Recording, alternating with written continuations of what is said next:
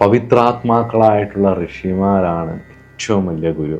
അതിൽ സംശയമില്ല, ഇല്ലല്ലോ. സോ ഹൃദയത്തിൽ പരമശിവ സാന്നിധ്യം കൊണ്ട് നടക്കുന്ന, താനും ഈശ്വരനും ഒന്നാന്നുള്ള അറിവും ബോധവുമുള്ള ആ ഗുരുവിനെ സംബന്ധിച്ചിടത്തോളം അവർ തീർത്ഥങ്ങളിൽ മുങ്ങിയാൽ പോലും ആ തീർത്ഥത്തിനൊരു പുണ്യതയുണ്ടാവും. അതുകൊണ്ടാണ് ഗംഗ പോലുള്ള സ്ഥലങ്ങളിൽ നമ്മൾ ചെല്ലുമ്പം തപസ്വികളായിട്ടുള്ള ഋഷീശ്വരന്മാർ സാധനകൾ ചെയ്തതും സന്ധ്യാവന്ദനങ്ങളും ചെയ്തതിൻ്റെ ചൈതന്യം ഇന്നും അവിടെ നിലനിൽക്കുന്നു എന്നുള്ളതാണ്. ഉത്തമ ഗുരുവിൻ്റെ സാന്നിധ്യം തന്നെ കർമ്മങ്ങളെ മാറ്റി എഴുതാൻ കഴിവുള്ളതും ആണ് എന്നുള്ളതാണ്.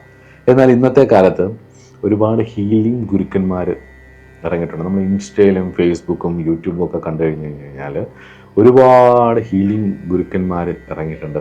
അതുപോലെ തന്നെ ഇപ്പോൾ യൂട്യൂബിലൊക്കെ ആണെങ്കിലും ഒരുപാട് സ്പിരിച്വൽ ക്ലാസ്സസ് ഒക്കെ എടുക്കുന്ന സമയത്ത് പലരും പറയുന്നത് കേട്ടിട്ടുണ്ട്, ഗുരുവിൻ്റെ ആവശ്യമൊന്നുമില്ല, നിങ്ങൾ ഈ പ്രീസ്റ്റുകളുടെ ഒന്നും പുറകിന് പോയി നിങ്ങളുടെ ജീവിതം നശിപ്പിക്കേണ്ട കാര്യമില്ല, നിങ്ങളുടെ ആധ്യാത്മികത എന്ന് പറയുന്നത് യൂണിവേഴ്സുമായിട്ടുള്ള ഡയറക്റ്റ് കോൺവെർസേഷനാണ്, ആ കോൺവെർസേഷനിലൂടെ നിങ്ങൾക്ക് കിട്ടുന്ന അറിവാണ് എന്നൊക്കെ പറയും.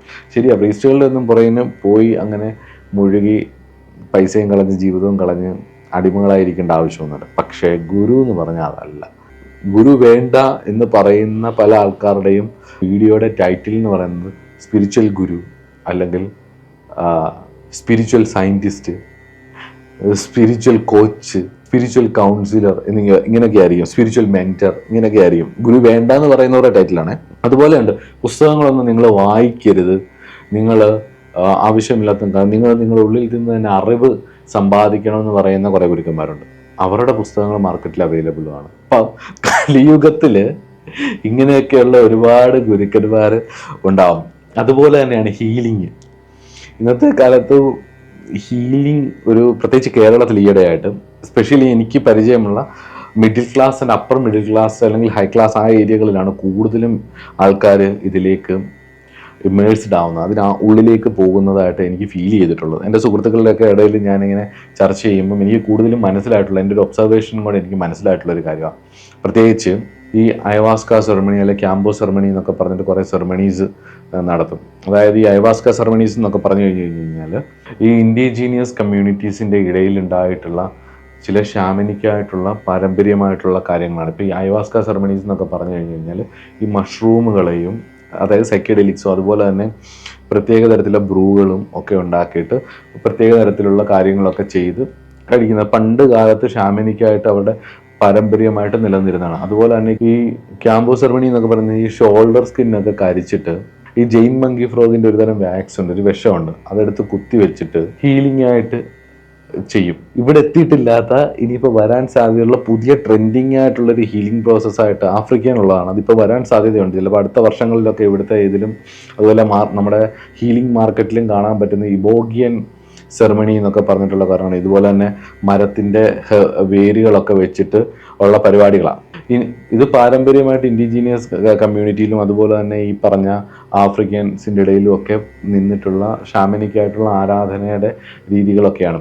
ഇന്നത്തെ കാലത്ത് ഇച്ചിരി സ്പിരിച്വൽ ഇതൊക്കെ വന്നു കഴിയുമ്പോൾ കുറച്ച് ആൾക്കാർ 10-21 ദിവസത്തെ റിട്രീറ്റോ എന്തെങ്കിലും പോയി അവിടെ എടുത്തിട്ട് അല്ലെങ്കിൽ ഇവരുടെയൊക്കെ കൂടെ പോയി നിന്ന് കുറച്ച് കാര്യങ്ങളൊക്കെ പഠിച്ചെടുത്തിട്ട് ഒരു 1-2 വർഷത്തിനുള്ളിൽ ഇവരെല്ലാം ആചാര്യന്മാരായിട്ടങ്ങ് ഭവിക്കുക ചെയ്യുന്നത്. ഇവരെല്ലാം ഹീലേഴ്സായിട്ടങ്ങ് മാറുകയാണ് ചെയ്യുന്നത്. മനസ്സിലാവുന്നുണ്ടോ?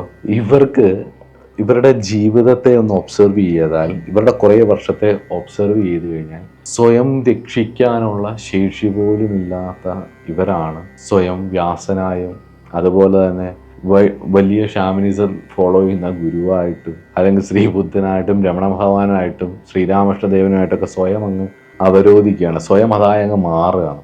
സ്വയം രക്ഷിക്കാനുള്ള ശേഷി, പാപത്തിൽ നിന്നും ഇവരെ കരകയറ്റാം, അല്ലെങ്കിൽ വെസ്റ്റേൺ ഫിലോസഫി ബേസിക് ഈ പാപത്തെ ബേസ്, അപ്പം പാപികളെ രക്ഷിക്കാൻ വേണ്ടിയിട്ടാണെന്നുള്ള രീതിയിലാണ് പലരും പറയുന്നത്.